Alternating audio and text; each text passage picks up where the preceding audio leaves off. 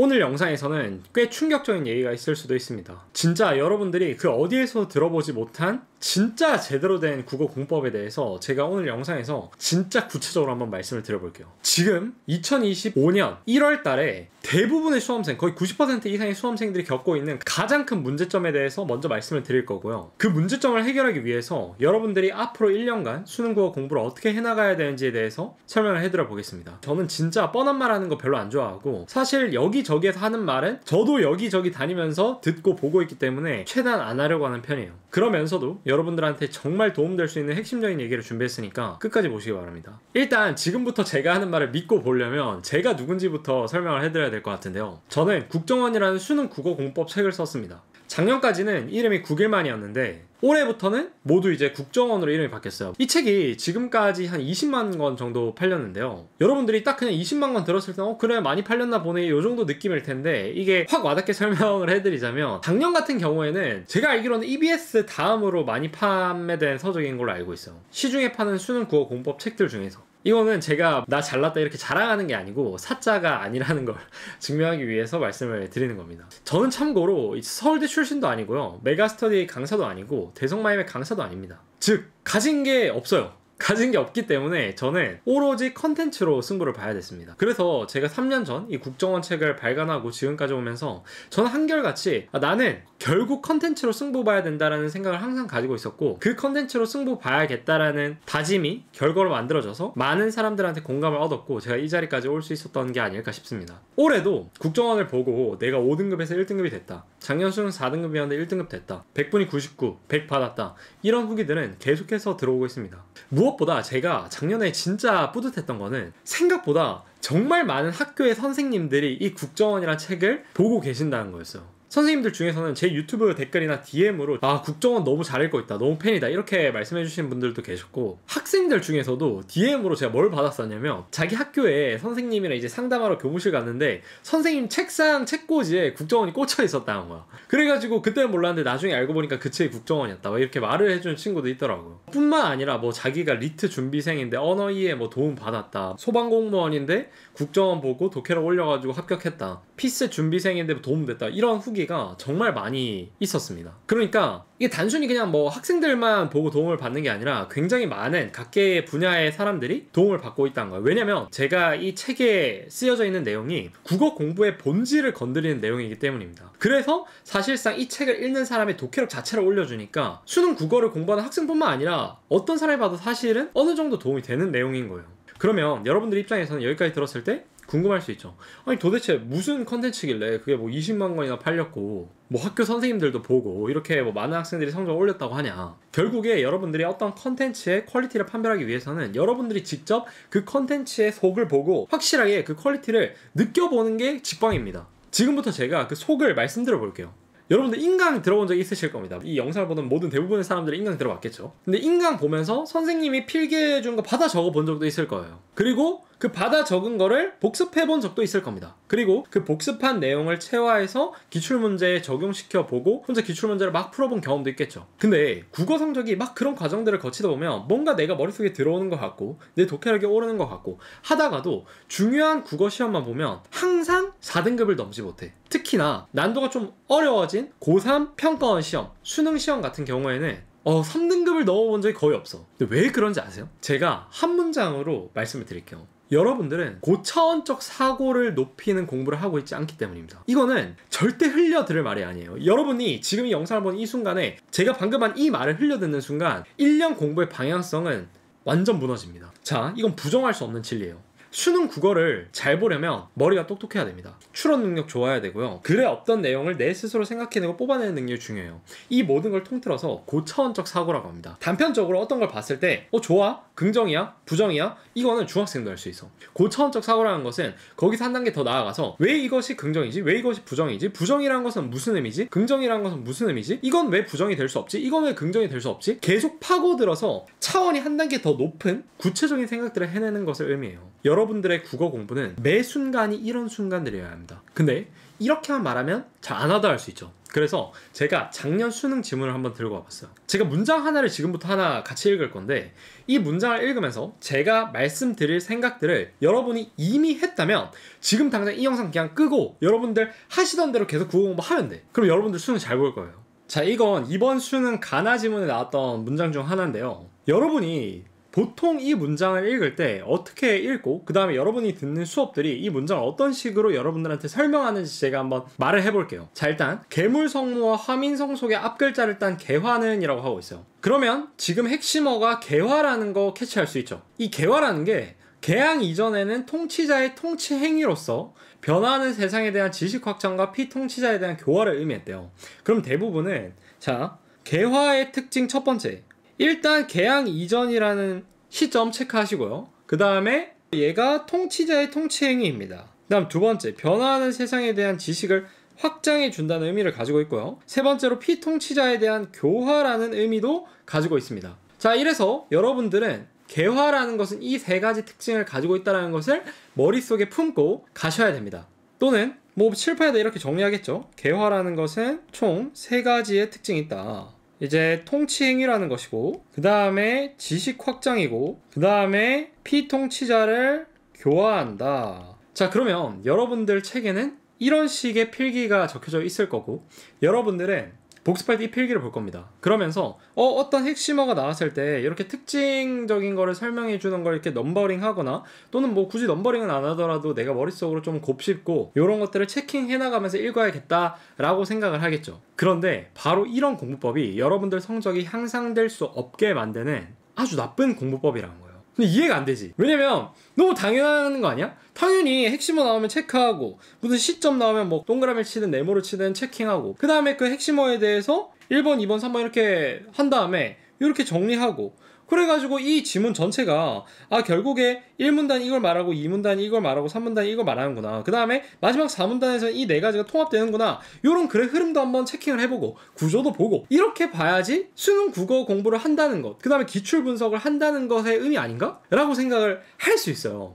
그리고 저도 이런 수업 못하는 거 아니거든요. 저도 기출 분석을 하면서 기출 속에 빈출되는 표현이나 아니면 구조나 흐름이나 특징이나 다 압니다. 다 아는데도요, 이런 수업은 아주 높은 확률로 3, 4등급 학생들의 성적을 1등급까지 끌어올리는 수업은 아니에요. 그러니까 왜냐면요, 제가 아까 전에 수능 국어 공부를 잘하기 위해서 뭘 해야 된다라고 했었죠? 여러분들한테 분명히 고차원적 사고를 해야 한다라고 했습니다. 근데 개념어에 체크하고 개념어의 특성을 나타내는 문장들 이렇게 넘버링하거나 머릿속에 집어넣고 또 이렇게 예쁘게 정리하고 또 흐름 분석하고, 이런 것들이 고차원적 사고일까요? 물론 초등학생 이걸 할 수는 없겠죠. 근데 이런 것들은 적어도 중학생 정도만 되면 다 할 줄 압니다. 진짜로 뻥 안 치고 한 일주일 정도만 가르쳐도 이 정도는 다 해요. 즉, 제가 하고 싶은 말은 이런 식으로 공부하는 건 여러분들의 머리를 자극하고 아프게 하고 여러분들의 머리를 똑똑하게 만드는 고차원적 사고를 하도록 유도하는 공법이 아니라는 겁니다. 그래서 이런 식으로 100날 100지문 200지문 읽어봤자 여러분들의 독해력이 그렇게 늘지 않는다는 거예요. 그러면 드는 의문이, 도대체 어떻게 읽어야 되는데? 왜냐면 대부분의 사람들이 이렇게 가르칠 거거든. 어떻게 읽어야 되냐면 여기에서 고차원적 사고를 할 수 있는 질문들을 던져야 됩니다. 이 지문 국정원에도 그대로 들어가 있거든요. 국정원 독서편에도. 국정원 독서편에서는 어떻게 이 문장을 학습하도록 유도하고 있냐면, 첫 번째, 자, 일단 개화라는 단어 자체는 여러분들 좀 알고 있었어야 돼요. 왜냐면 이미 기출에 많이 나왔어. 2021학년도 수능, 그 다음에 2020학년도 육목, 여기 보시면 개화라는 단어 나왔었습니다. 그 다음에 여러분들이 솔직히 한국사 공부만 해도 개화라는 단어는 많이 나오잖아요. 그래서 이거는 알고 있었다고 칠게. 근데 구체적인 뜻은 모를 수 있어요. 저도 사실 이거 읽으면서 구체적인 뜻 몰라. 개화라는 거 뭔가 열고 받아들이는 느낌? 문화 같은 걸 받아들이는 느낌? 그 정도만 알고 있었으면 오케이라는 거야. 1등급들도 대부분 요 정도로 생각하고 넘어가요. 자, 아무튼 계물성모, 화민성속 모르지. 사성 알고 있는 애가 어디 있어. 아무튼 여기에 한 글자를 따서 개화가 아무튼 뭐 이거래. 근데 우리가 배운 지식으로 알고 있는 그 개화의 의미인 것 같아. 그래서 이 개화가 개항 이전에는 통치자의 통치 행위였대요. 자, 그러면 여기에서 여러분들이 생각해 봐야 되는 거는 그렇구나 하고 넘어가는 게 아니라 왜 개화라는 것이 통치 행위가 될 수 있는 거지? 봐요. 아까 전에 우리가 개화를 어떻게 이해했죠? 개화라는 것은 받아들이는 것이라고 이해를 했어. 뭔가 문호를 개방하고 문화들을 받아들이는 것이 개화다. 근데 통치행위라는 단어의 느낌 어때요? 내가 백성들한테 뭔가를 통치하는 거잖아. 근데 개화는 받아들이는 건 말이야. 이 받아들이는 개화의 느낌이 어떻게 통치행위라고 부를 수 있는 거지? 여러분들이 개화라는 것이 통치행위다 라는 거를 머릿속에 안 집어넣잖아요. 그러면 나중에 출제자가 개화는 통치행위인데 이런 식으로 서술을 쓰잖아요. 그럼 여러분들 그때 가서 고민하기 시작해. 개화? 개화는 받아들이는 건데 통치행위는 뭔가 통치를 하는 건데? 받아들이는 게 어떻게 통치행위지? 그렇게 되면 망하는 거예요. 그리고 이걸 생각한 건 너무 당연한 거 아니야? 개화가 통치행위라는데 이게 당연히 걸려야 되는 거예요. 독해력이 높은 학생이라면. 왜냐면 문장을 100% 이해하려고 하면서 읽어 나가니까. 그러니까 이해가 되지 않는 지점이 요 첫 번째 지점인데 여기에서 당연히 뭐지? 라는 의문이 들어야 한다라는 거죠. 그 다음 두 번째, 이 개화라는 것이 변화하는 세상에 대한 지식 확장을 의미했대요. 근데 이 변화하는 세상에 대한 지식을 확장하는 주체가 통치자의 지식을 확장한다는 건지 아니면 통치자의 통치를 받는 백성들의 지식을 확장한다는 건지 둘 중에 무슨 의미죠? 이거 생각해 봤어야 될 거예요. 만약에 여기에서 맥락상 통치자의 지식을 확장하는 것 같아 라고 생각을 했다고 칠게요. 그러면 여기에서 한 단계 더 나아가서 생각했어야 되는 게 통치자의 지식을 확장하는 것이 어떻게 통치의 행위인 거지? 통치 행위는 말 그대로 내가 통치를 하는 거잖아.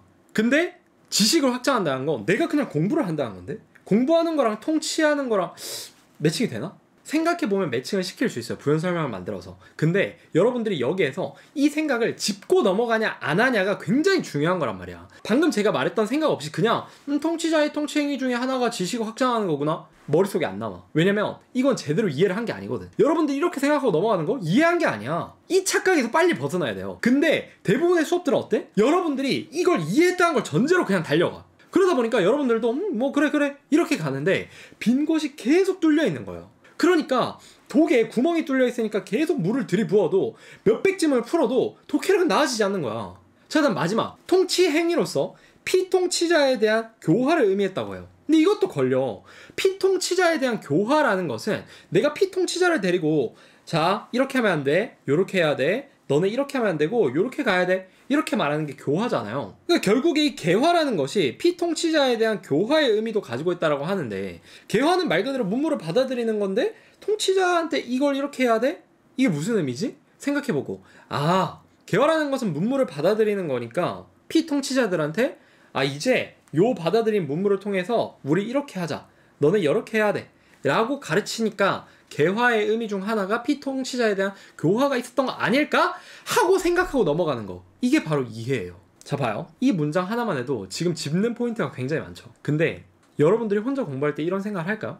안 하죠. 제가 처음에 대부분의 강사들이 수업했던 것처럼 여러분들도 받아들이고 정리하고 넘어갈 겁니다. 그러고서는 이 지문을 이해했다, 정복했다 라고 생각할 거예요. 여기서부터 모든 비극이 시작되는 거고, 이런 학습 습관이 계속해서 지속되면 여러분들은 1년 내내 고차원적 사고를 높일 수가 없습니다. 똑똑해지지 않는 거예요. 여러분이 생각했을 때 방금 제가 말한 요 내용들, 이거를 중학생이 혼자 할 수 있다고 생각하세요?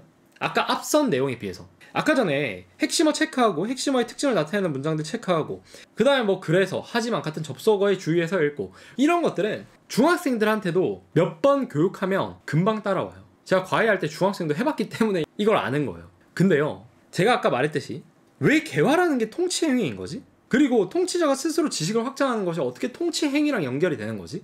이런 것들을 생각해보고 여기에 대한 답을 스스로 만들어내는 것은 고차원적 사고이기 때문에 중학생이 할 수 없습니다. 여러분의 판단 기준은 이거여야 돼요. 지금 제가 말씀드리는 거.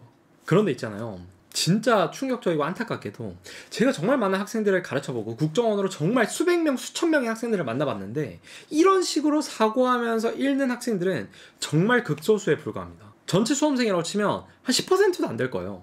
그러니까 국어는 재능이다, 역전은 안 된다, 뭐 이런 얘기들이 나오는 이유가, 그런 말을 하는 거의 대부분은 제가 방금 말한 대로 공부를 하고 있지 않기 때문입니다. 당장 여러분 옆에 있는 친구한테 내일 독서실 가가지고 질문을 한번 해보세요. 제가 방금 설명했던 내용들, 그 친구 그제서야 생각해 볼 겁니다. 맞네? 뭐지? 왜 이렇지? 이게 문제라는 거예요. 근데 여러분이 왜 이렇게 공부를 안 할까? 단순히 여러분이 게을러서? 아닙니다. 일단 여러분이 듣는 대부분의 강의가 이걸 다루지 않아요. 그러니까 어떤 문장이 있을 때 그 문장을 깊이 있게 이해하도록 학생들을 유도하지 않는다는 겁니다. 그리고 무엇보다 이해를 그렇게까지 깊게 강조하지 않아요. 여러분들한테만 말씀드리면 저는 사실 쉴 때 국어 인강 보는 게 취미거든요. 수험생 할 때부터 지금까지 계속 이 국어 관련된 업에 있다 보니까 계속해서 최신 강의들을 보고 여러 의견들을 종합해서 수용하고 그런 게 그냥 어느 순간 취미가 돼버렸어. 보면 정말 배울 점도 많고 굉장히 훌륭한 강의들인데 기초 강의 같은 것들을 제가 이렇게 골라서 봤을 때 기초 강의임에도 불구하고 제가 방금 말한 이 문장에 대한 깊이 있는 이해에 대해서 정말 다루는 강의가 거의 없어요. 다룬다고 해도 이게 진짜 수능 국어 공부의 90%고 진짜 중요하고 니네가 계속 이런 생각을 해야 돼 라고 이끌어주는 게 저는 정말 중요한 것 같은데 이렇게 강조하는 강의가 제가 봤을 때는 지금까지는 잘 없었습니다. 근데 저는 왜 이게 문제라고 생각하냐면 제가 고3 때 정말 열심히 공부를 했음에도 불구하고 고등학교 3년 내내 친구들이랑 놀지도 않고 그렇게 좋아하는 운동도 안 하고 노래방도 안 가고 PC방도 안 가면서 공부를 했는데도 성적이 안 나왔던 이유가 제가 방금 말한 이 사실, 국어 공부는 항상 고차원적 사고를 하도록 유도해야 되고 결국에는 깊이 있는 이해가 국어 공부의 구활이라는 것을 몰랐기 때문이에요. 아무도 말을 안 해줬거든. 제가 불과 수험생활 한 지가 5, 6년이 채 안 돼요.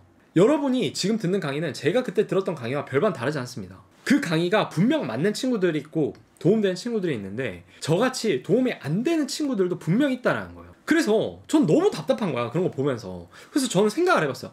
아니, 나보다 이게 훨씬 더 똑똑한 분들이고 경험도 많은 분들이실 텐데 왜 이래서 이런 문제점들이 발생하는 걸까? 왜 나와 같은 저런 강의들을 흡수하지 못하는 그룹들이 생겨나는 걸까? 열심히 공부하는데도 불구하고. 그리고 왜 도대체 내가 가장 중요하다라고 재수생활 끝에 깨달았던 이 이해라는 거에 대해서 깊이 있게 다루지 않는 걸까? 제가 수년간 입시판에 몸담으면서 내렸던 결론은 두 가지인데요. 첫 번째는 애초에 여러분들이 보는 강의는 낮은 3등급에서 4등급 사이 이 친구들을 위한 강의가 아닙니다. 이 친구들을 위한 1년 커리가 아니에요. 보통 중상위권 한 2등급 정도 되는 학생들을 위한 커리인 경우가 많습니다. 왜냐하면 결과는 얘네가 내거든요. 결국에 잘했던 애들이 잘하는 비율이 훨씬 높아.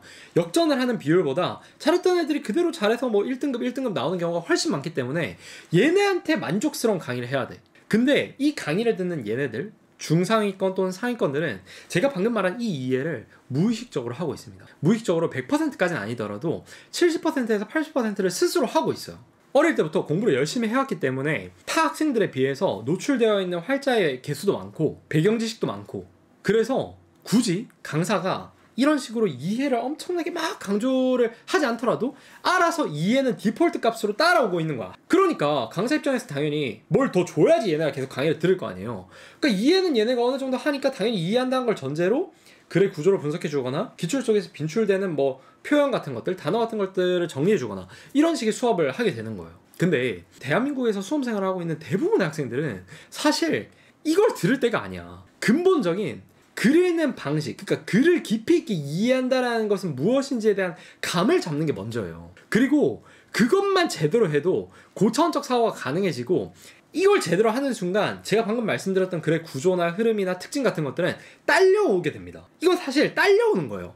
이해를 끌고 가다 보면 종착점에서 딸려오는 게 방금 제가 말하는 것들입니다. 물론 이거를 이미 종착점에 도달한 사람이 정리해서 알려주고 하는 거 좋아요. 도움 될 수도 있고. 근데 적어도 아직 여기에 있는 애들한테 이걸 알려주는 건 무용지물이라는 거지. 근데 얘는 또 이걸 듣고 뭔가 지문에서 보이는 공통점, 흐름 같은 것들이 맞는 말이긴 하거든요, 이게. 그러니까 계속 그냥 이게 맞구나 하면서 이것만 보면서 달려가는 거야. 근데 이 사이 공간이 비어있으니까 아무리 달린다고 해도 안 채워지지, 이 간극이. 자, 그 다음 두 번째 문제점은 뭐냐면, 일단 이 컨텐츠를 만드는 사람 또는 강의를 하는 사람 자체가 본인이 3, 4등급이었던 적이 거의 없는 사람들이에요. 제가 친한 강사분들도 많고 만나서 대화도 많이 해볼 거 아니에요. 보면 그냥 선천적으로 어느 정도 언어의 감각이 있고 재능이 뛰어난 사람들이에요. 그래서 공부를 안 해서 5등급, 4등급이었던 적은 있지만 공부를 함에도 불구하고 4등급, 5등급에 머물렀었던 적은 없었던, 그러니까 공부를 하면 당연히 성적이 1등급까지 올랐던 그런 사람들이 대부분이에요.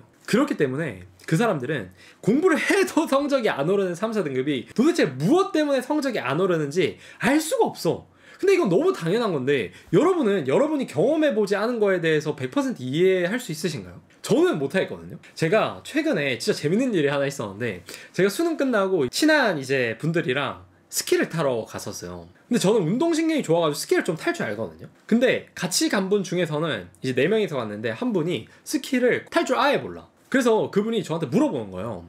이거 스키 어떻게 하면 잘 타는 거냐. 그리고 특히 그 스키 슬로프에서 이렇게 내려오잖아요. 근데 이렇게 내려올 때 여기가 오른쪽 다리고 여기가 왼쪽 다리라고 치면 이렇게 방향을 바꿀 때 이 두 다리 중 어느 다리에 힘을 줘야 되냐고 묻더라고 나한테. 근데 나는 일단 첫 번째로 그런 질문을 할 수 있다는 상상조차 못했어. 왜냐면 난 너무 자연스럽게 이게 되니까 나는.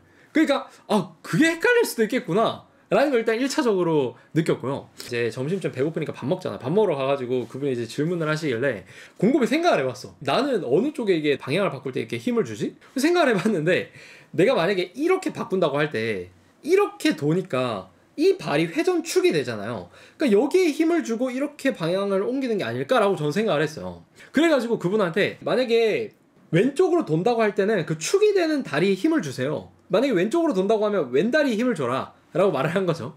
근데 제가 그렇게 가르쳤더니 그분이 1시간째 그 초급 코스에서 못 내려오는 거야. 그래가지고 나중에 가가지고 봤더니 제가 반대로 알려준 거였어요. 그러니까 사실상 여러분 스키 타보신 분은 알겠지만 방향을 바꿀 때 바꾸는 쪽에 힘을 줘야 돼. 그래 안 넘어지거든. 근데 저는 이걸 감각적으로 하다 보니까 이거를 말을 내가 반대로 해줬던 거지. 그래가지고 그 사람은 왼발에 계속 힘을 주면서 그냥 시간을 계속 날렸던 거야. 원래보다 더 못하게 돼. 그래서 저는 그때 또 한 번 느꼈습니다. 내가 경험해보지 못한 상황에 대해서 함부로 말하는 것이 굉장히 위험하구나. 그리고 내가 그 상황을 100% 이해한다는 것이 굉장히 힘들구나. 왜냐면 그분이 자기 상황을 저한테 엄청 막 노력해서 설명을 해줬거든요. 제가 이게 잘 안 되고 난 이게 좀 힘든 것 같은데 이거 어떻게 하지? 저는 근데 그 시절이 까마득해. 난 예전에 스키를 못했다가 지금은 잘 타는 상태니까 기억이 안 나는 거야. 그때 내가 어떻게 했는지. 그래서 뭐 그냥 나름대로 이게 논리적으로 설명을 해주는데 완전 잘못된 설명이었던 거죠. 근데 이게 국어가 똑같다는 거예요. 내가 만약에 진짜 계속 3, 4등급이 돼본 적이 없어. 그러면 그 100분위 때에 있는 애들이 어떤 사고를 하고 이렇게 어려운 문장을 만났을 때 무엇 때문에 이 문장이 독해가 안 되고 무엇 때문에 이 이미지를 못 떠올리고 이런 것들을 그냥 가르치는 사람 입장에서 혼자 생각해내야 되는데 그게 쉽지가 않아요. 내가 가본 적이 없는 길이다 보니까. 그래서 그냥 강의를 듣는 애들한테 들어가지고 귀동냥으로 뭐 그래서 어려운가 보다는 쉽지만 정확한 문제점을 제대로 짚어내기가 쉽지가 않은 거지. 그래서 제가 이 점에서 강점이 있는 거예요. 저는 고3 내내 3등급 이하였습니다. 그 다음에 뭐 사설 모의고사 같은 경우에 제가 이거는 수능날 마치지 하면서 틀렸는데 요렇게 다시 동그라미 쳐가지고 2등급 뜬 거 빼고는 다 3등급 이하였어. 그 다음에 고3 때는 평가원 시험 보잖아요. 6월 3등급, 9월 3등급, 수능날에도 3등급이었어. 더구나 수능날에는 문학 3개 찍었는데 그 3개가 다 맞았어. 그래서 3등급이었어. 그 2개 아리까리한 상태에서 찍었는데 다 맞더라고 그게. 그래서 사실상 진짜 진또배기 실력은 한 4등급 정도? 근데 이게 제가 공부를 안 한 게 아니야. 공부 저 진짜 졸라 열심히 했어요. 진짜로. 매일 아침 7시 반까지 정독실 가서 사설 모의고사 하나 풀고 그러니까 거의 한 60개 이상 풀었던 것 같아. 수능 막판에는. 매일 가서 그냥 하나씩. 그 다음에 이제 쉬는 시간마다 그 아침에 모의고사 풀었던 거 채점하고 분석하고 그 다음에 학교 끝나고 독서실 가서 기출 분석도 좀 하고 굉장히 열심히 했어요 저는. 그랬는데도 안 됐단 말이야. 그리고 또 하나 말씀드리면 이 현강 수업은 있잖아요. 노베보다 상위권이 압도적으로 많습니다. 그래서 저도 만약에 현강을 한다고 하면 이 노베 학생들 수준으로는 강의를 1년 동안 끌고 갈 수가 없어요. 상위권들한테 맞춰야 돼. 왜냐면 걔네는 노베보다 더 열심히 하고 공부를 더 많이 해. 요구하는 것도 더 많고 그리고 돈을 내고 현장 수업까지 와가지고 수업을 듣는 애들은 보통 1등급이 목표인 애들이기 때문에 막 그 3, 4등급 때 학생들한테 맞춰가지고 계속해서 이해를 잡아주고 교정해주고 이걸 할 수가 없는 거야. 근데 그 현강을 하다가 그걸 이제 인강으로 하는데 그걸 이제 3, 4등급 학생들이 보면 또 이게 계속 악순환이 되는 거죠. 그래서 이게 뭔가 누군가 잘못했다 이런 게 아니라 그냥 구조적으로 그런 상황이라는 거야. 결국에 정리를 하자면 3, 4등급 학생들은 빨리 뭔가를 분석하고 정리하고 구조화시키고 이런 수업들을 듣기보다도 그 수업은 나중에 듣고 지금 시기에서는 여러분들이 역전이라는 걸 이뤄내고 싶으면 근본적인 독해력 자체를 올려야 돼요. 근본적으로 문장을 읽고 이 문장이 무슨 의미인지 내가 중학생한테 또는 엄마한테 동생한테 더 쉽게 설명할 수 있을 정도의 실력을 갖춰야 된다는 거야. 그래서 계속 더 깊이 생각을 해야 됩니다. 그런데 여러분들이 이렇게 공부하고 있잖아요. 그러면 옆에서 분명히 이런 말이 들어와. 야, 그게 시험장 가서 되겠냐?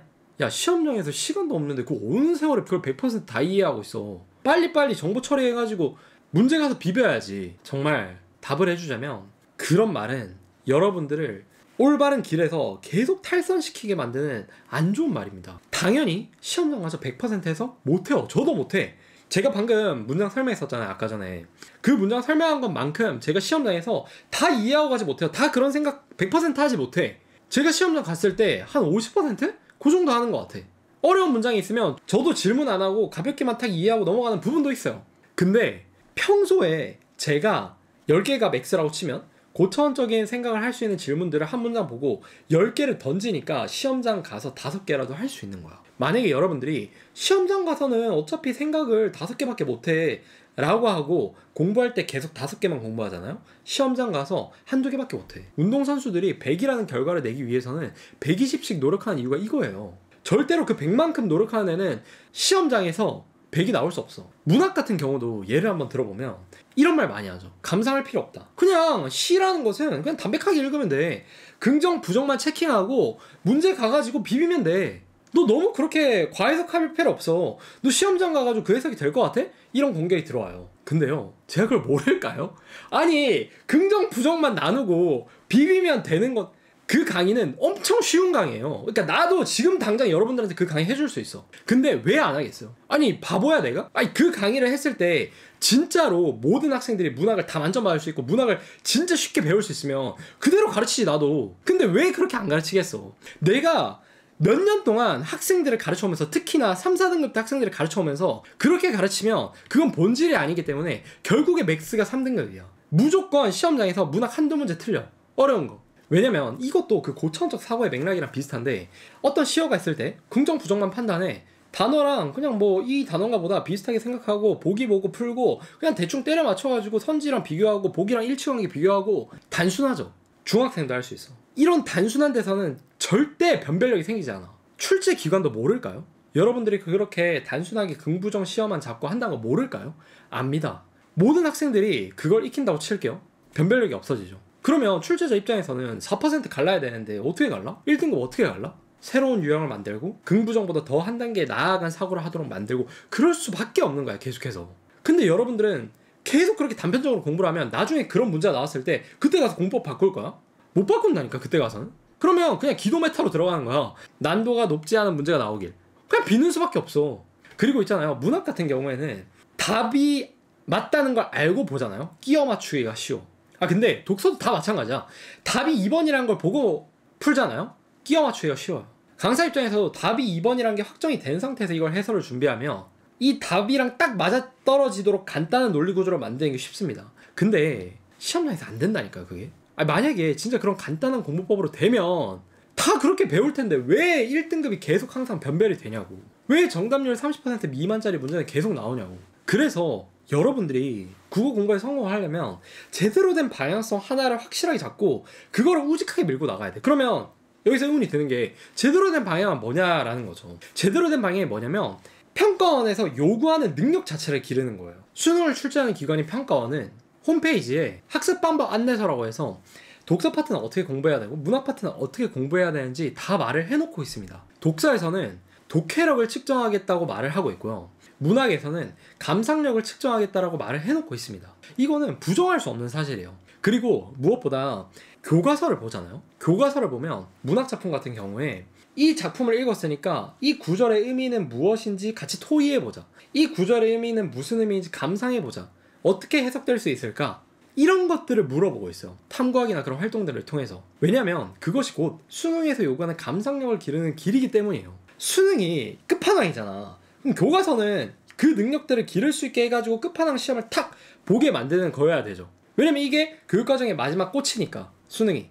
그러니까 교육과정을 잘 밟아온 학생들은 당연히 잘 봐야 하게 내야겠죠, 당연히. 아니면 이 과정을 배울 필요가 없어지는데. 그래서 여러분들이 독서에서는 독해력을 늘리고 문학에서는 감상력을 늘려야 돼. 독해력을 늘리는 방법은 제가 아까 전에 문장 예시 들면서 말했듯이 문장 단위, 더 가서는 단어 단위로 무슨 의미지? 이게 왜 이렇게 되는 거지? 질문을 계속 던져보면서 이 문장의 의미를 진짜 깊게 파고들어야 돼. 엄청 쉽게 설명할 수 있을 때까지. 감상력을 높인다는 것은 시의 구절, 소설의 구절을 보고 이건 파악할 수 없으니까 해석은 다양하니까 이렇게 치부하는 것이 아니라 어떻게 이걸 이해할 수 있을까? 이 구절의 의미가 무엇일까를 진득하게 한번 생각을 해보는 거. 그러면서 처음 보는 시의 구절이라도 100%는 아니지만 내가 시인이 아니기 때문에 100%는 모르잖아요. 그렇지만 이런 의미이지 않을까? 이렇게 해석해 볼 수 있지 않을까? 라는 생각을 여러 개 만들어낼 수 있는 힘을 기르는 거. 그게 바로 감상력이에요. 물론 이 독해력과 감상력을 빠르게 올리기는 힘듭니다. 왜냐면 말 그대로 능력이기 때문이에요. 이건 그냥 근육이라고 생각하면 되는데, 여러분들이 어떤 능력을, 두뇌의 능력을 기른다고 했을 때는 그 능력을 수행하기 위한 뇌세포, 신경망들을 새로 만든다는 뜻이거든요. 근데 그 신경망이 그렇게 빨리 만들어지는 게 아니에요. 우리가 단순히 펜을 잡는 습관 같은 것도 결국에는 신경망이 만들어져 가지고 이 행동을 계속해서 의식하지 않고도 할 수 있게 되는 건데, 이런 간단한 행동조차도 66일이 걸려요. 습관을 형성하는데. 그러니까 여러분들이 독해력을 올리고 사고력을 올리고 창의력을 높이고 감상력을 높이고 이런 두뇌의 능력을 높이는 데는 정말 오랜 기간 꾸준한 노력이 필요한 거예요. 그리고 그렇게 해야지만 얻어지는 것이기 때문에 가치가 있는 것이고, 그렇기 때문에 이걸 하는 애들이 없으니까 변별력을 이걸로 만들 수 있는 거고, 여러분이 독해력 늘리는 공부, 감상력 늘리는 공부를 하루를 하잖아요. 그러면 하루만큼 여러분들의 신경망은 강화되는 거예요. 그게 가시적으로 바로 드러나지 않을 뿐이지 여러분은 한 만큼 오릅니다. 독해력이 오르지 않는다라는 말은 어떤 말과 같냐면, 운동을 하는데 복근이 안 생긴다는 말과 똑같아요. 복근이 생기는 시간의 차이는 있겠죠, 사람마다. 누구는 근질을 타고 나서 더 빨리 복근이 생길 수도 있어. 더 빨리 근육이 붙을 수도 있어요. 근데 누구나 올바른 방향으로 시간을 붓는다면 근육이 만들어진다라는 이 자명한 사실은 부정할 수 없어. 그렇기 때문에 여러분들이 입시가 끝나고 후회가 없으려면 수능 국어 실력을 조금이라도 더 늘리고 조금이라도 내가 좀 더 똑똑한 사람이 되길 원한다면, 여러분은 능력이 개발된다는 것을 믿고 하루하루 정직하게 계속 나아가야 돼. 내가 성적을 빨리 올리고 싶어? 그러면 시간 투자를 많이 해.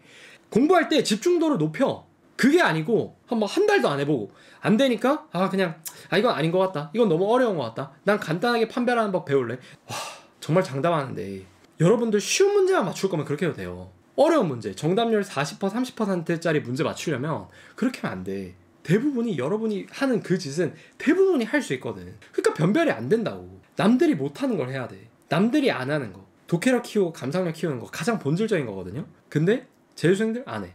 고3 더더욱 안 해. 그러니까 개발이 안 되는 거예요. 이건 미디어의 탓도 있어. 계속 흔들거든. 더 빠른 방법이 있어. 9주 만에 끝내는 법이 있어. 뭐 한 일주일 만에 끝내는 법이 있어. 없어요, 그런 거. 매일매일 올바른 방향으로 꾸준히 쏟는 것밖에 없어요. 그리고 역설적으로 다른 사람들이 그렇게 다 안 하기 때문에 그 방법이 가장 빠르게 가는 길이에요. 다 그렇게 안 하니까. 저도 이 사실을 몰라서 고3 때는 내가 뭔가 비법 없을까? 그 다음에 무슨 좋은 강의 하나 발견했어. 와, 이 미쳤다. 이 쌤 미쳤다. 지렸다. 이 방법을 풀면 다 풀리는 거 아니야? 어떤 책이 있어. 와, 이 책 미쳤다. 나만 봐야지. 그랬던 시절이 있는데 그런 건 없어요. 여러분이 힘들이지 않고 손에 넣은 것은 가치가 있는 것일 확률이 매우 적습니다. 대부분 여러분이 생각했을 때 가치가 있는 것, 대부분의 사람들이 많이 갖고 싶어 하는 거는 손에 넣기 힘들어요. 오랜 시간 노력을 해야 얻어집니다. 이걸 빨리 깨달아야 돼요. 제가 한 가지 확신해서 말씀드릴 수 있는 건요, 제가 쓴 국정원이라는 책을, 정말 그 책에 공부 방법도 다 나와 있어. 그 책에서 시키는 대로 딱 2달만 정직하게 다른 사람들 다 신경 쓰지 말고 공부해본 학생들은 흔들리지 않습니다. 더 이상 자기가 느끼거든, 이게 맞다는 거. 특히 재수생은 더 그래. 내가 고3 때는 그냥 막 이리저리 휘둘리면서 이게 공부인지 뭔지 되게 피상적으로 정보를 받아들이고 그렇게 구체적으로 생각 안 하고 깊이 파고들어보지 않았는데, 그 책을 보면 그렇게 할 수밖에 없도록 만들어놨거든. 집중할 수밖에 없도록, 질문 던질 수밖에 없도록, 천천히 읽도록, 추론하도록 만들어놨어. 그래서 후기 보면 처음에는 막 나는 그냥 애들 따라가지고 유명인강 듣다가 이거 봤었는데 와, 완전 센세이션이었다, 진짜 신세계였다, 이런 말이 진짜 많아요. 후기 다 보여드릴 거야. 아니, 유튜브 댓글만 봐도 댓글 조작 저 진짜 하나도 안 하거든요. 후기 같은 경우에는 오히려 구라 같은 후기가 있으면 내가 지워. 왜냐면 다른 사람들이 나중에 그거 달고 경쟁사가 그다음에 이거 조작된 후기다 해가지고 그럴까봐 진실성 없거나 너무 막 구라 같은 건 제가 오히려 지웁니다. 그러니까 여러분들이 직접 한번 보세요. 주변에 그리고 읽은 사람 있을 거 아니야. 물어봐 직접. 어떠냐고. 단 진짜 2개월 이상 거기서 시키는 대로 공부를 한 애들한테만 물어봐요. 그리고 사기 싫어? 돈 없어? 그러면 그 도서관에 있거든요. 도서관에도 깔렸어요 이미 이 책은. 그래서 도서관 가서 빌려서 보세요. 아니면 그냥 서점 가서 그 자리에서 한 30페이지만 넘겨봐봐. 많은 사람들이 어느 정도 믿고 받고 인정을 했고 결과까지 낸 컨텐츠는 여러분들이 한번 믿고 보셔도 손해볼 확률이 적습니다. 한 번 정도는 믿고 보세요. 자, 그러면 이렇게 해서 개괄적으로 여러분들이 국어 공부 방향성을 어떻게 잡아 나가야 되고 뭐가 국어 공부의 본질인지에 대해서 제가 말을 해봤는데, 지금부터는 그러면 좀 더 구체적으로 들어가서 어떤 컨텐츠로 어떤 식으로 학습해야 내가 정말 본질에 가까운 국어 학습을 할 수 있느냐, 정말 독해력 감상력 어떻게 올릴 수 있느냐, 그거에 대해서 지금 말씀을 해보려고 해요. 자, 일단 들어가기 전에 여러분들 머릿속에 진짜 박아야 되는 것 중 하나가 제 재수 때 모토기도 한데, 국어 공부의 본질은 독학이라는 겁니다. 여러분, 현역 때 망하고 재수하는 학생들의 대부분 가장 큰 공통점이 뭔지 아세요? 인강 중독자라는 겁니다. 이 쌤 들어봤다가 한 달 들었어. 점수 안 나와. 4월 모의고사에서 점수 안 나와. 다른 쌤 갈아타. 내가 패스니까 그냥 다 들어봐. 느낌 안 맞는데? 아, 이 쌤 목소리 별론데? 판서 별론데? 갈아타. 아, 메가엔 쌤이 없는데? 대성사. 대성 보니까 뭔가 괜찮은 쌤이 있어. 자꾸 6월까지 갑니다. 6월 달에 성적 안 나와. 아, 어떻게 하지? 유튜브 봐. 유튜브에서 뭐 어떤 컨텐츠가 있어. 그것도 사. 또 해. 9월 망해. 아, 안 되는데? 그럼 이제 파이널 강의 개강하죠? 파이널 강의들 이름들도 간지나고, 교재도 컴팩트해. 사설 모의고사, EBS 분석 강의. 좋아. 담아. 봐. 그걸로 허송세월 날리는 애가 진짜 절반이야. 이걸 왜 제가 아냐면, 제가 딱 그런 학생이었거든요. 그러니까 왜 그랬나를 제가 한번 생각을 해보면, 인강을 보는 게 너무 쉬운 공부라서 그래요. 자, 봐요. 아침에 여러분들 항상 졸리죠? 나도 졸려. 아침에 7시나 8시에 일어나면 졸려 죽겠는데 어떻게든 세수하고 학교 와가지고 자리에 앉았어. 그러면 바로 글자가 눈에 들어오나요? 아니야, 나 어제 새벽 2시까지 쇼츠 보고 잤거든. 그러니까 뇌가 비몽사몽해. 그러면 어떻게 돼요? 정신 차리자. 인강 틉니다. 인강 한 2시간 봐요. 인강 보니까 또 재밌어. 공부가 또 되는 것 같아. 어쨌든 뭔가 기출지문을 보고 있으니까. 그래서 쉬는 시간까지 그냥 인강 듣습니다. 그럼 내가 이렇게 인강 보고 있으면 다른 애들도 내가 공부하는 것처럼 보이니까 뭔가 좀 뿌듯하기도 하고, 그래가지고 봐요. 근데 공부는 안 하지. 왜냐면 인강 듣는 건 공부가 아니거든. 점심시간 돼요. 그러면 점심시간 또 밥 먹어. 또 배고프니까 밥 많이 먹습니다. 먹고 나면 졸리지. 졸리니까 어떻게 해? 또 인강 봐요. 왜냐면 졸리니까 글자가 눈에 안 들어와. 그러니까 인강 봐. 인강 보면 또 2시간 금방 지나가. 그럼 또 학교 다니는 친구 같은 경우에 또 쉬는 시간마다 인강 잠깐씩 보다가 이제 한 5시쯤 학교 마치고 야자하거나 정독실 가면 저녁 먹어야죠. 또 학교 생활하면 배고프거든. 저녁 먹어. 배불러. 인강 봐. 그럼 또 인강 2시간 봐. 그러다 보면 뭐 애들이랑 노가리도 까고 뭐 이도 닦고 하다 보면 뭐 한 8시 9시 됩니다. 그때부터 또 잠깐 공부해. 근데 공부할 때 이제 수학도 해야지. 사탐도 해야지. 영어도 해야지. 국어 안 해. 계속 반복돼. 국어는 인강만 보다 끝나요. 여러분들 정말 본인 스스로 머리를 쥐어짜면서 독학하면서 글을 뚫어내보려고 하는 시간, 고3 거의 전무합니다. 그러니까 망하는 거예요. 여러분이 좀 다른 사람들이랑 다른 결과를 내려면 옆자리 친구보다 내가 점수를 잘 받고 싶으면 걔랑 다르게 공부를 해야 됩니다. 그래서 독학을 해야 되는 거예요. 대부분 독학을 안 하거든. 다 인강의 사고를 위탁하거든. 그래서 저는 제가 컨텐츠를 만들 때 생각했던 게, 따로 인강을 보지 않더라도 완벽하게 1등급이 나올 수 있는 컨텐츠를 만들자라고 생각을 했어요. 그래서 후기 보면 그냥 국정원 보고 기출 달달 풀어놨는데 1등급 받았다. 굉장히 많아요. 그런 후기가. 오히려 인강에서 멀어질수록 100점은 가까워져. 1등급은 가까워져. 제 컨텐츠가 어떻게 그렇게 인강을 보지 않아도 1등급을 만들 수 있냐면, 저 같은 경우에는 문학이면 문학, 독서면 독서, 모든 구절마다 여러분들이 했어야 되는 생각들을 전부 다 글로 짚어놨습니다. 그러니까 인강에서 보면 지문 보고 이 문장에서 이렇게 생각했어야지, 여기에서 요거 생각했어야지 이러면서 짚어주면서 가잖아요. 그렇게 지문을 해설해주니까 그 맛에 여러분들이 인강 보는 거 아니야. 근데 그게 책에 다 돼 있어. 근데 제가 국정원을 쓰기 전에는 이런 책들이 없었어요. 왜냐면 대부분의 책들은 문단을 요약해 놓은 수준, 그 다음에 글의 구조도를 그려놨거나 글 전체를 요약해 놓은 수준의 해설지밖에 없었어. 뭐 선지 해설은 어느 해설이든 다 있는 거니까 뭐 그렇다 치고. 그러다 보니까 국어 공부를 할 줄 모르는 학생이 그런 해설들만 보고 공부하기가 쉽지가 않았어요. 저 또한 유명하다는 기출문제집 다 사서 보고 공부했는데 그게 국어 공부에 결정적으로 도움이 되진 않았어. 왜냐면 어떻게 읽었어야 됐는지, 이 문장을 처음 봤을 때 어떻게 반응했어야 됐고 어떻게 사고했어야 됐는지를 짚어줘야지 그게 교정이 돼가면서 새로운 지문을 봤을 때도 잘 접근할 수 있게 되는 건데, 그런 해설이 아니니까 이 지문은 이런 구조도였고 이런 내용이었다 그렇게만 말해놓으니까 다른 새로운 내용을 봤을 때는 그게 적용이 안 되지, 당연히. 그래서 제 컨텐츠는 다른 컨텐츠들과 다르게 한 문장을 보면서 너 여기서 이렇게 생각했지, 그러면 안 돼. 그러면 또 여기서 틀려. 기출문제 여기 나온 거 보이잖아. 이거 틀린 이유 너 아마 이거일 거야. 그러니까 너 이거 다음번에 안 틀리려면 이렇게 해야 돼. 이런 모든 일련의 사고 과정을 다 담아두고 있어요. 그러니까 교정이 가능한 거야. 그러니까 20만 권이 팔리는 거예요. 그리고 또 책이다 보니까 진도도 빨라. 여러분들 국정원 페이지가 독서편 같은 경우에 450페이지 정도 되는데 이거를 인강으로 만들면 한 2달 동안 들어야 될 수도 있어요. 근데 책이기 때문에 훨씬 더 습득하는 속도가 빨라집니다. 그 다음에 글자죠. 여러분들 독해력도 자연스럽게 높아져요. 어쨌거나 책에 적혀있는 활자 또한 글자니까 그걸 읽으면서 독해력도 자연스럽게 기를 수 있게 되는 겁니다. 그러니까 제가 생각했을 때는 이것만큼 솔직히 효율적이고 완벽한 학습법이 없어. 여러분이 그 무형의 불안감만 통제하면 뭔가 강의 그래도 들어야 되지 않을까? 그래도 커리 하나 타야 되지 않을까? 하는 그 불안감만 좀 통제하면 그 누구보다 효율적인 공부를 할 수 있게 될 겁니다. 자, 일단 먼저 커리를 좀 효율적으로 설명드리기 위해서 학생들을 두 부류로 나눌게요. 첫 번째는 낮은 2등급부터 높은 4등급의 학생들, 다음은 낮은 4등급부터 그 이하 등급까지.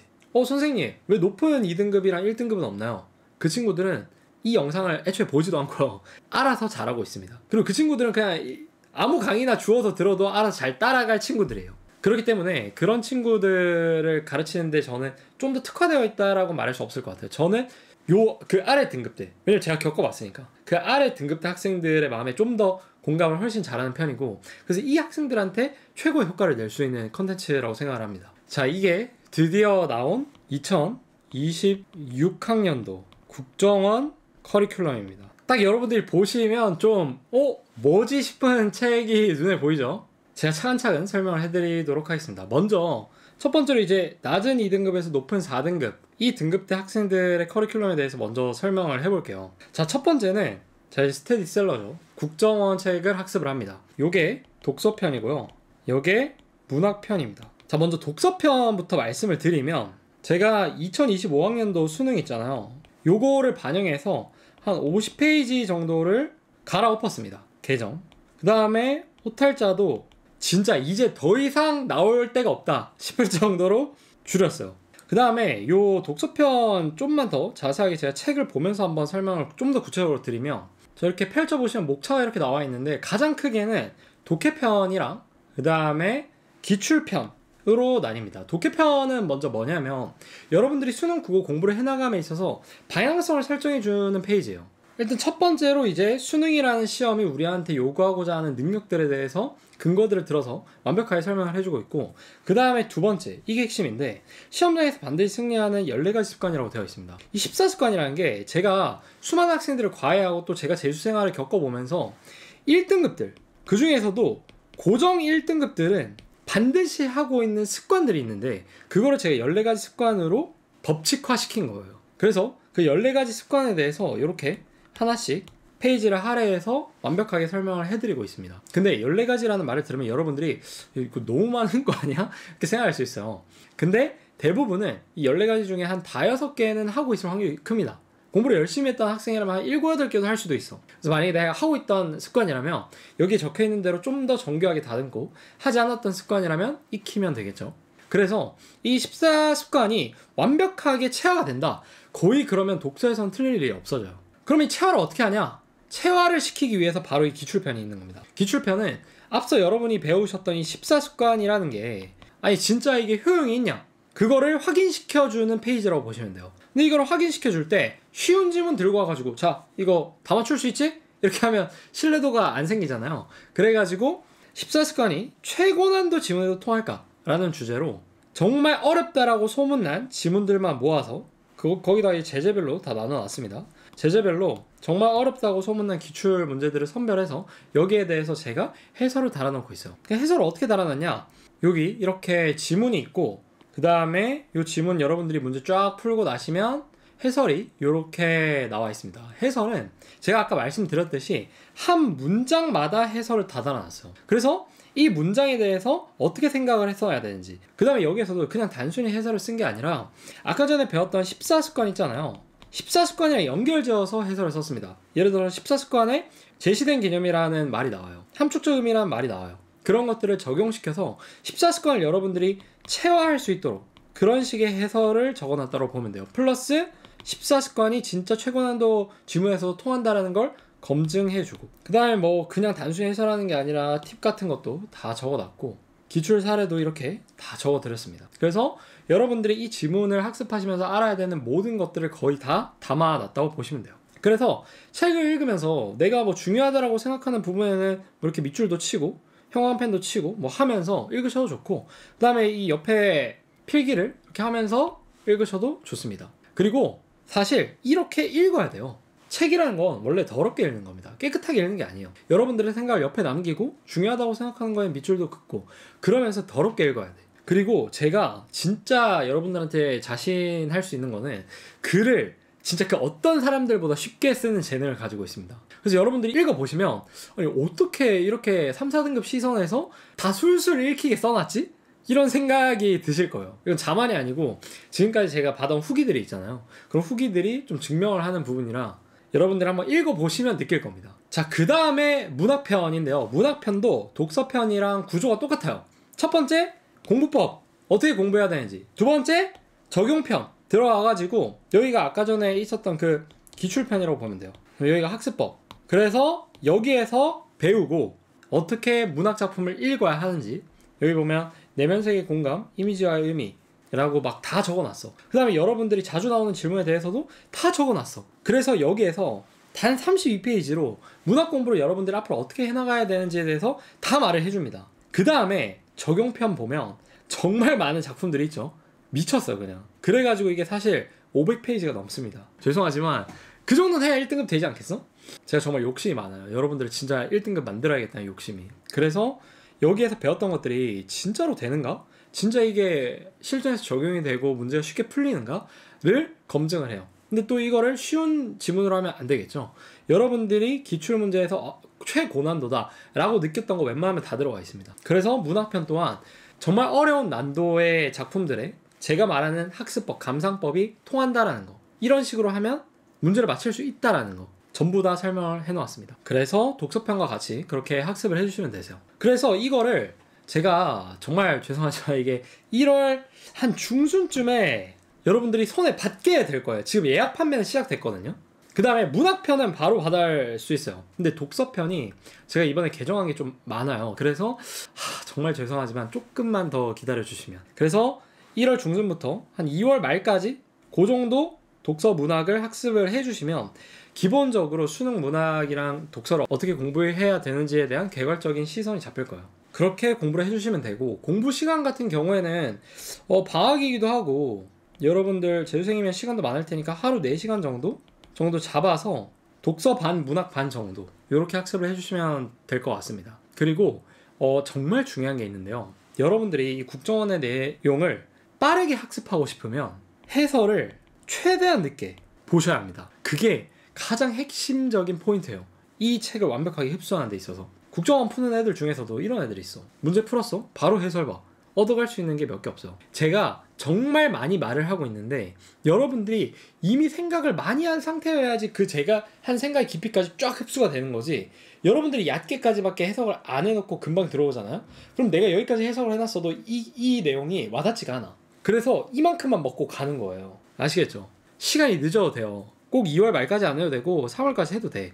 그런데 제가 말한 학습법대로 좀 제대로 공부를 해달라는 거죠. 자, 그 다음 여러분들이 이제 처음 보는 교재가 나오죠. 제가 무려 1년이나 준비한 야심작입니다. 자, 바로 이 국정원 기밀문서라는 책입니다. 저한테 기출문제집 내달라는 학생들의 요청이 정말로 많았어요. 왜냐면 내가 국정원에 있는 방법대로 지문을 학습했는데 기출문제 풀다가 그 태도가 자꾸 깨진다. 옆에서 교정해주는 사람이 없으니까. 내가 제대로 해석했는지 확인하는 것도 어렵고. 왜냐면 대부분의 기출문제집들은 국정원 해설만큼 그렇게 자세하지 않거든.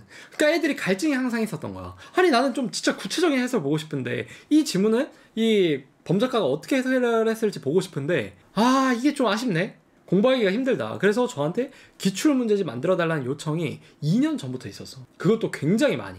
저도 얼마나 만들고 싶었겠어요. 근데 너무 바빴어. 그래서 기획은 사실 1년 6개월 전부터 했었는데 본격적으로 작업에 착수된 게 한 1년 전이에요.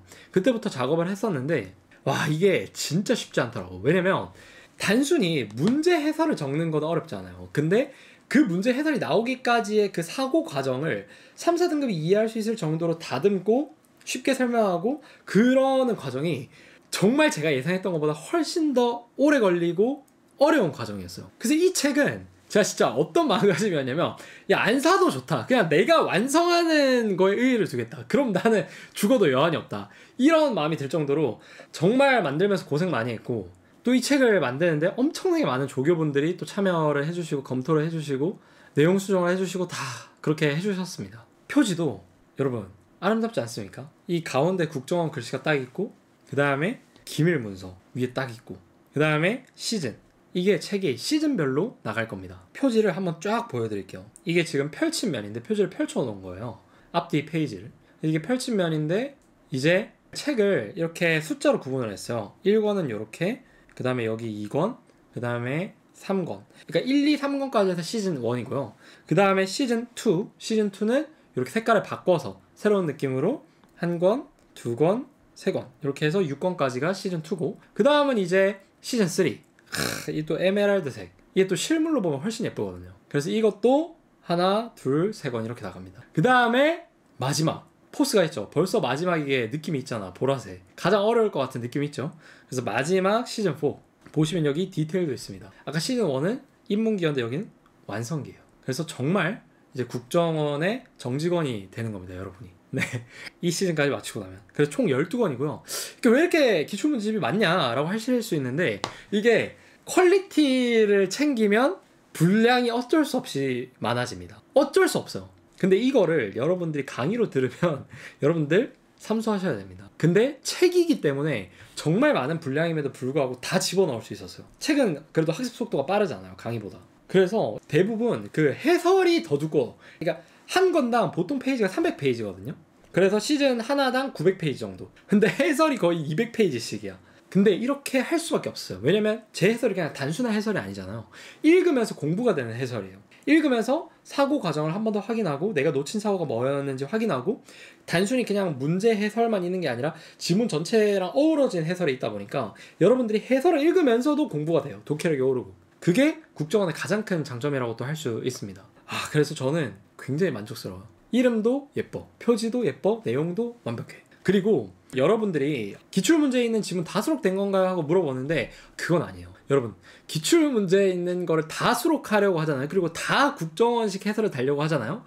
12권이 아니라 36권이 나옵니다. 그래서 그거는 말이 안 된다. 그리고 그렇게까지 할 필요는 없다. 그리고 그걸 다 소화할 수 있는 학생도 없다, 현실적으로 생각했을 때. 그래서 아주 중요한 지문들, 진짜 이거는 무조건 봐야 된다 하는 것들만 선별하자. 그렇게 선별해도 어차피 애들 다 못 봐. 제가 애들 1, 2년 가르쳐 본 게 아니잖아.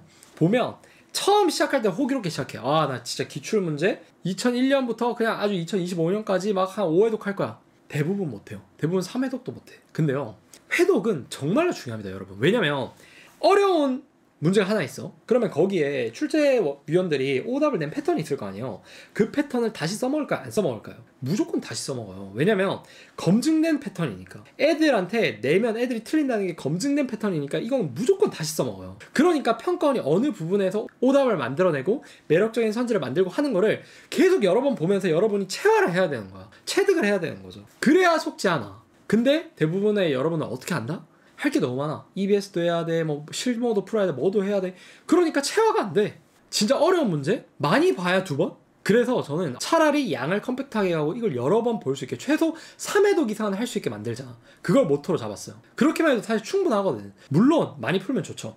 이거 다 풀고도 시간이 남아? 풀어야 돼. 많이 풀어야 돼. 최대한 많이 풀어야 돼. 활자는 최대한 많이 보는 게 좋아요. 국어는 무조건 텍스트량을 많이 접하면 많이 접할수록 좋아.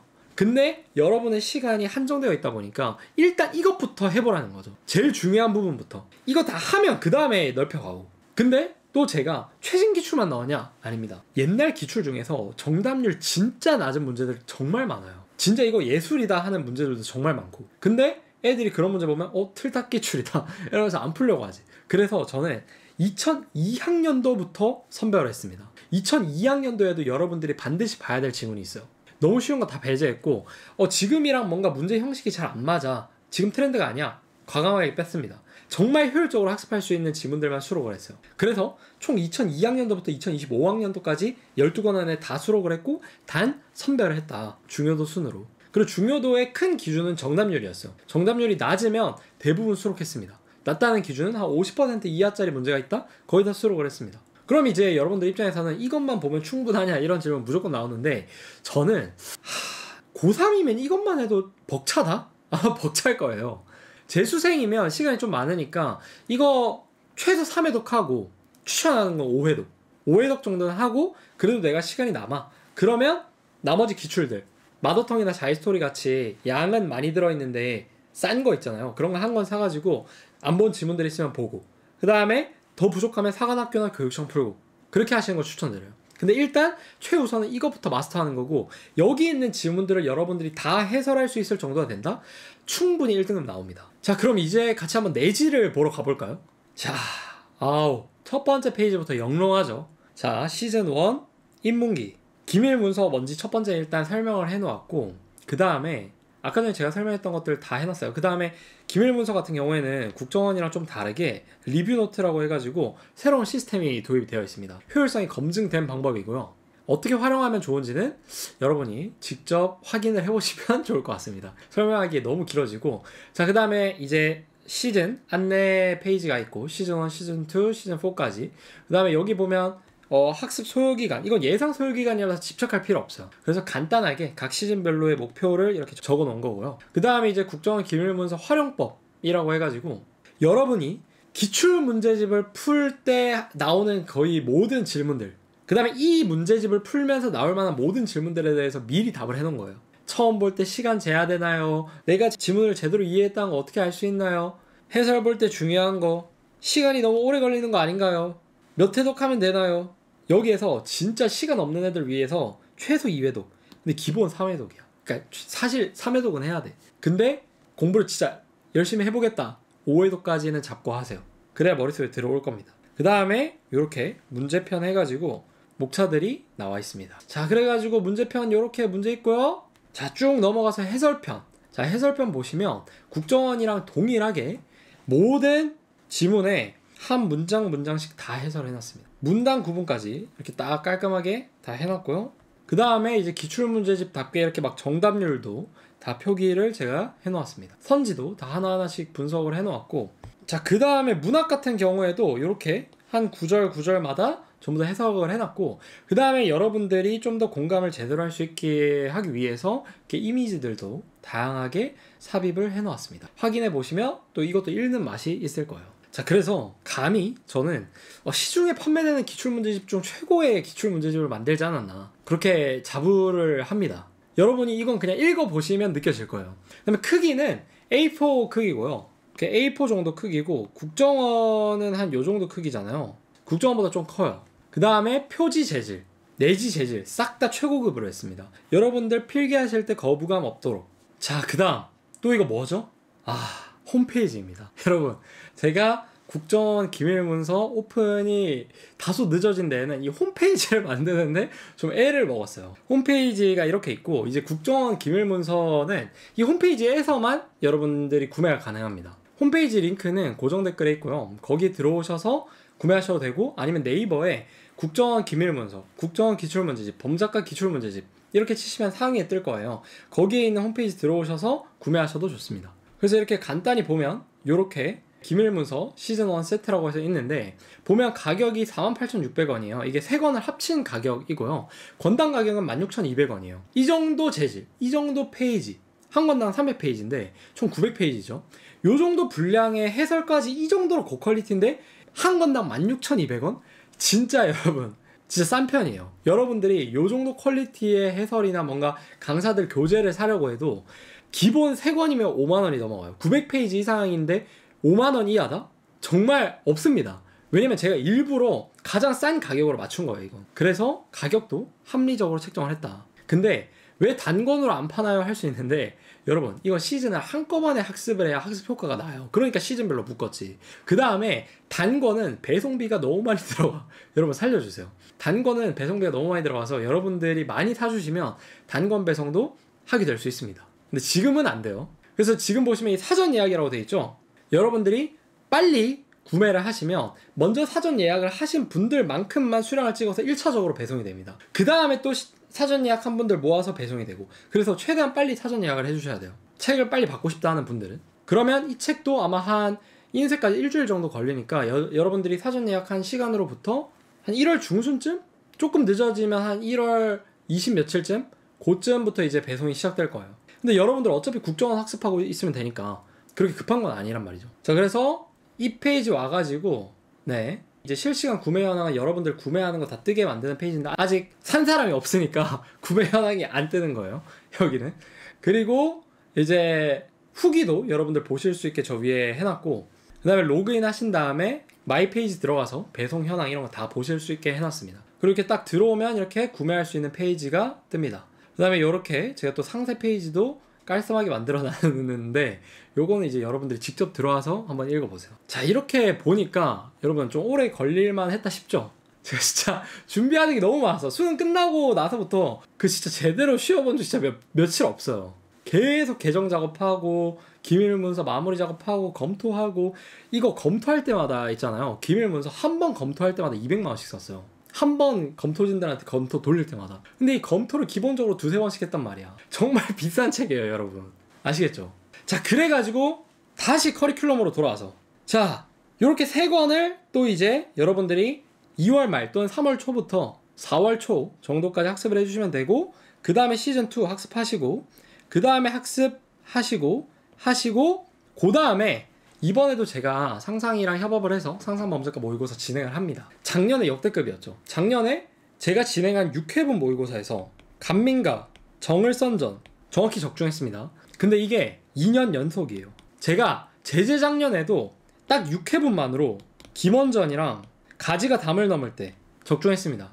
근데 이번에는 이 두 개만 적중한 게 아니라 배를 매매 있었잖아요. 요것도 핫백 요 책에 있었어요. 그래서 적중을 다 했습니다. 여러분들 1년 내내 EBS 컬리 타잖아요. 제가 계속 말하지만 아니, 제 말을 믿고 따라온 사람들은 2년 연속 계속 적중을 했어. 8월 때까지 아무것도 안 하다가 단 한 2개월 정도 공부하고. 여러분들 이게 낫지 않아요? 그리고 모의고사 6회분, 진짜 적은 이 회분으로 계속 연계를 맞추고 있는 사람은 저밖에 없어요. 여러분들이 이건 진짜 다 오픈되어 있잖아요. 다 보셔도 좋습니다. 저는 책을 막 몇백 페이지 여러분들한테 시키는 것도 아니고, 이거 6회분에 있는 거 연계된 것만 합치면 한 15개도 안 돼요. 왜냐면 이 시험지 안에 있는 거는 비연계도 있거든. 그래서 올해도 여러분들이 믿고 따라오시면 된다라는 겁니다. 그리고 여기까지 학습을 했어. 그럼 여기에서는 이제 실무 푸는데, 범죄과 상상하는데, 나머지는 뭐 하냐? 복습해야 돼, 복습. 여러분 지금 이거 회독 안 했잖아요. 요거 회독하는 시간이에요, 수능날까지. 근데 여기서 만약에 회독을 내가 많이 했어, 다 했어, 할 거 없어, 그러면 아까 말했듯이 마더텅이나 자이나 이런 거 사서 안 푼 지문들 있으면 풀고, 사관이나 교육청 지문들도 풀어봐라. 그렇게 하면 충분할 겁니다. 그 다음에 또 이때는 제가 강의도 해요.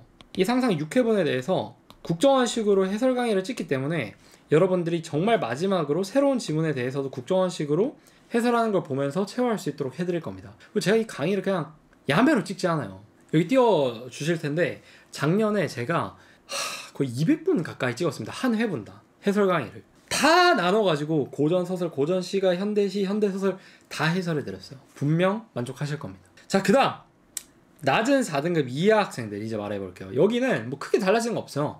국정원 노베이스 편부터 시작하는 겁니다. 이게 가장 큰 특징이에요. 국정원 노베이스 편은 말 그대로 이 일반 편, 여기에 있는 지문들보다 좀 더 노베이스에 적합된 지문들로 교체를 했다고 생각하시면 돼요. 방향은 똑같아, 공부 방법은 똑같은데 지문만 노베이스에 맞는 난도가 낮은 지문들로 교체해서 좀 더 빠르게 효율적으로 체화할 수 있도록 만든 교재라고 보시면 됩니다. 이것도 디테일이 다 살아있어요. 지금 여기 보면 총이랑 자물쇠죠. 노베편 보면 총알이랑 열쇠입니다. 총에 총알이 들어가고 자물쇠에 열쇠가 들어가죠. 여기에서 요 두 개를 갈고 닦아서 저 책을 뚫어내라는 거예요. 일반편을 뚫어내라. 이런 아주 심오한 의미까지 다 담아놓은 완벽한 교재입니다. 아시겠죠? 자, 그래서 1, 2월 달에 노베이스들은 먼저 이거 하시고요. 노베이스라고 하면 4등급 이 학생들. 그 다음에 이 친구들은 바로 요걸 들어가는 게 아니라 기밀문서 시즌1을 먼저 들어가요. 왜냐면 여기 있는 지문들이 여기 있는 지문들보다 더 난도가 낮아. 여기는 2002학년도부터 한 2010에서 11학년도까지 담겨있는 시즌이기 때문에 여러분들이 상대적으로 여기 최고 난도 모아놓은 얘보다는 풀기가 수월할 거예요. 그래서 이 얘를 보고 얘로 들어가시면 됩니다. 자, 그 다음에 똑같아요. 그 다음에는 이제 시즌2, 시즌3, 시즌4 순서대로 들어가고, 그 다음에 8월 달에 오픈되는 범접과 상상 모의고사 풀면서 따라오면 됩니다. 그다음 남은 기간 복습하시고요. 사람들마다 당연히 학습 속도에 편차는 있고 자기 학습 속도에 맞춰서 하면 됩니다. 아시겠죠?